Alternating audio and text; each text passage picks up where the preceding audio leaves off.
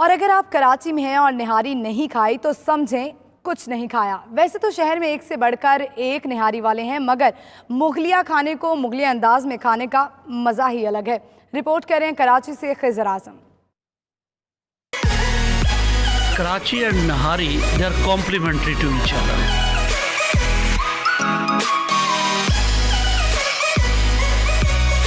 اکبر بادشاہ کی ایجاد نہاری کا کراچی سے رشتہ ہے کچھ خاص۔ اکبر بادشاہ کے زمانے میں جب وہ جنگ پہ جایا کرتے تھے لوگ، تو ان کے لوگوں کو جو فوجی تھے وہ بھی اور جو سو کالڈ راجا تھے وہ بھی کھایا کرتے تھے نہاری صبح صبح، کیونکہ نہار منہ سے نہاری تھا یہ، اور اتنی کیلریز اس میں ہوتی تھیں اور اتنا نیوٹرینٹس ہوتے تھے، پروٹین ہوتا تھا کہ سارے دن وہ اس کے اوپر گزارا کر سکیں۔ پورٹ گرینڈ کراچی میں ہیں اکبری نہاری کے چرچے، مغلیہ کھانا کھائیں مغلیہ انداز میں۔ آج کی نہاری سے مجھے ایسا لگا ہے جیسے میں نے واقعی نہاری کھائی ہے۔ نہاری کھانے کے شوقین کو اکبری نہاری بے حد پسند آئی۔ ایک انوائرمنٹ بہت اچھا دیا ہوا ہے، مطلب میں ایکسپیکٹ نہیں کرتا کہ کسی ایسی جگہ پر نہاری بھی مطلب ہم کھا سکتے ہیں، صرف نہاری جا کے۔ They have very variety of nihari like beef, chicken, مغز نہاری، نلی نہاری، اینڈ اس کے اندر ایک جو انہوں نے دیسی ٹچ کو برقرار رکھا ہے،